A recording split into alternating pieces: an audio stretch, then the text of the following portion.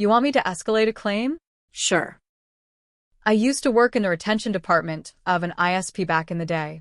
While many people genuinely wanted to cancel their phone service, just as many knew that retention was more than that.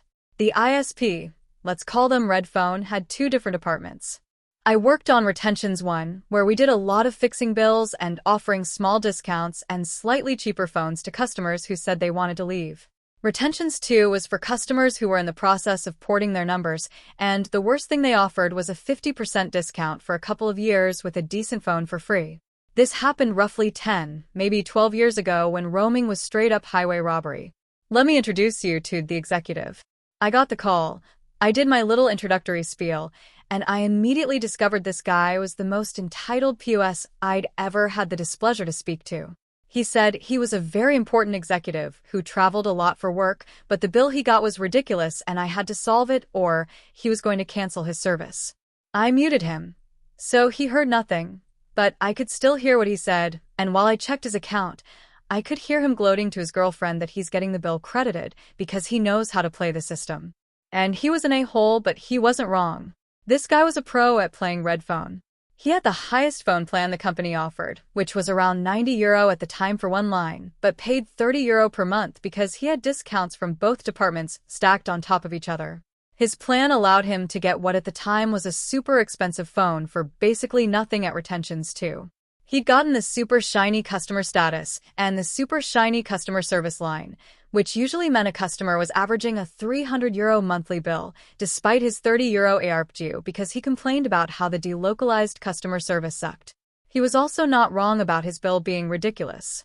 He'd visited several EU countries, got a €600 bill, called customer service, and said he had not known that roaming was so expensive. No one had warned him when he told us he was traveling overseas. The company had a policy that the first time a customer complained about something, we could refund them, particularly if the complaint was that the customer had not been informed about extra charges. So the rep informed him about roaming costs and refunded him all of the roaming charges, leaving the bill at €30. Second month came around. He kept using the phone overseas and got a €1,500 bill. He calls customer service. They tell him they can't refund him again. He says he wants to cancel his account then and gets transferred to me. He was demanding that we credited his roaming charges again because if we can do it once, we can do it again, and also because roaming prices were abusive. He did have a point there. I told him I couldn't do that, so he wanted me to open a claim and escalate it. I refused again because there was no one to escalate to. He wasn't going to get that credited. He insisted he wasn't hanging up until I escalated the issue because he wasn't informed, and if I kept the call going for much longer, he was going to charge the company for his time because he was a busy man. At this point, I'd been working there long enough that if you were nice or even normal, I would try my damnedest to help you, but if you were a duck, sorry, can't do, get lost. Customer refuses to hang up. I can hung up. This guy, though, he'd gone past being a duck into total waffle, and I was pissed off. I couldn't be a D***CK back, but he'd been friking around and I could make sure he found out. So I told him that okay, since he was so insistent, I would open a claim to refund him the €1,500 bill, and muted him while I opened the claim. The a-hole was again gloating at his girlfriend about how clever he was because he was going to get this bill refunded too. Meanwhile, I was copy-pasting the notes from the previous month's claim where the rep had written, "I've informed customer of roaming charges in all the countries he told me he could be visiting. List of European countries." Also, stacking discounts? Very much not a thing. He had to spam the Retentions 1 call centers with calls until he got a newbie lost enough to apply another discount over his Retentions 2 discount. And he had not read the terms and conditions of the accounts, but I had. Trying to defraud the company was grounds for service termination. I got the claim number, flagged down my supervisor, and told her to please send it to headquarters in the daily report so fraud could examine the account. I told the guy that the claim had been opened, but also that since it was obvious he was trying to abuse the company's policies, the claim had been flagged to be reviewed by fraud, and it was likely his account would be terminated. He went from entitled to worried in 2 seconds and asked me to close the claim.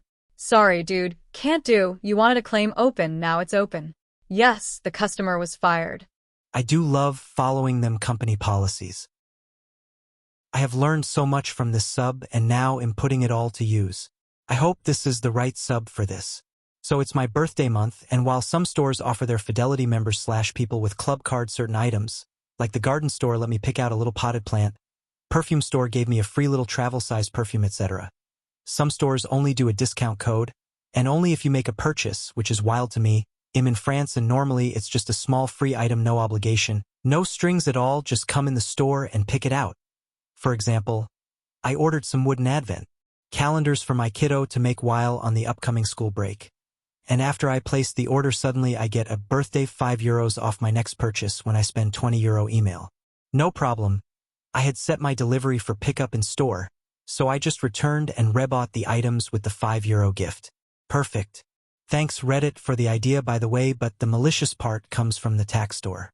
I got a gift card there and actually have had my eye on some things for my horse, so I went in and saw that I have a 20% coupon on all items, but only starting next week. It's store-wide. So I see the items I had wanted in the color I want, and there is only one of each item left. I ask if they will restock or can order me some if they happen to sell out before the sale. This is common.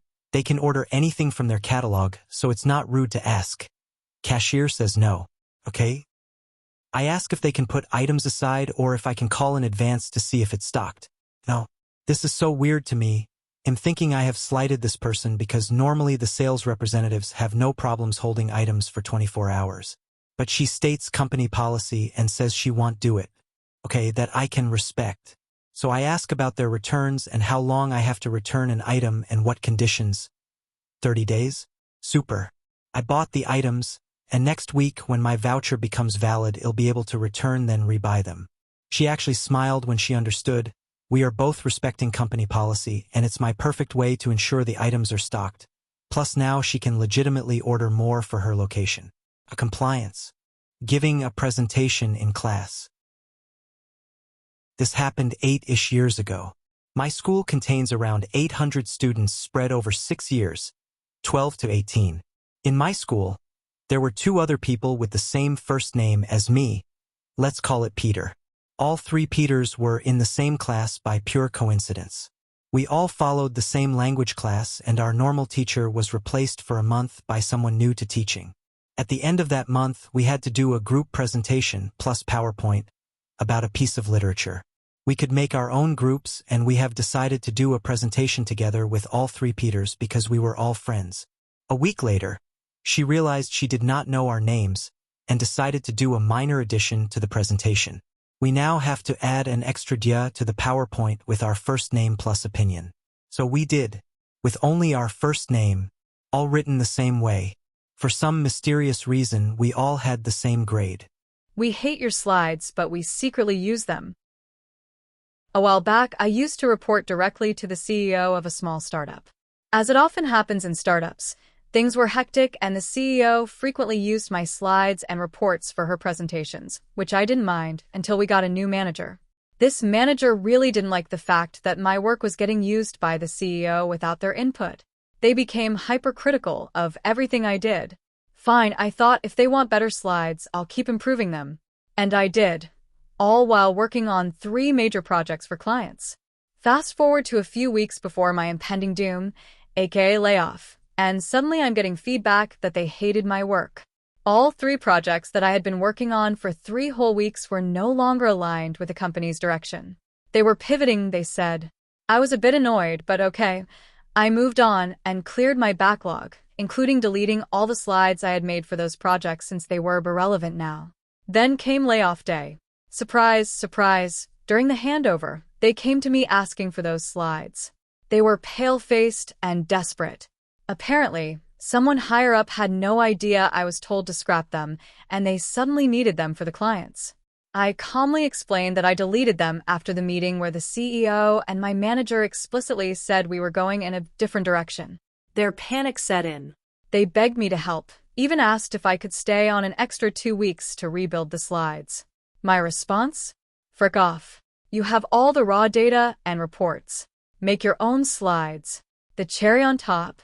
I later heard that all 3 clients bailed on their commitments because of how poorly the projects were handled. Big thanks to everyone who watched to the end. I really appreciate the support. And please hit the subscribe button.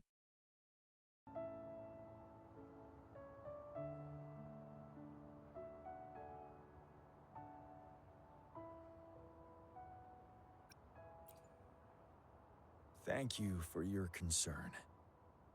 Every Midnight Ranger is prepared to die on the battlefield any day.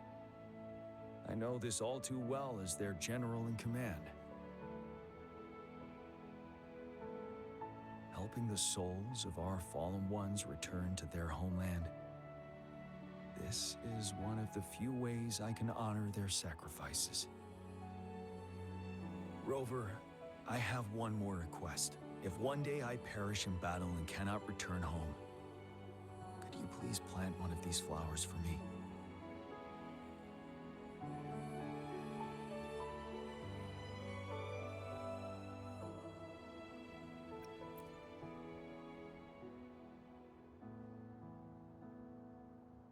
Thank you, Rover.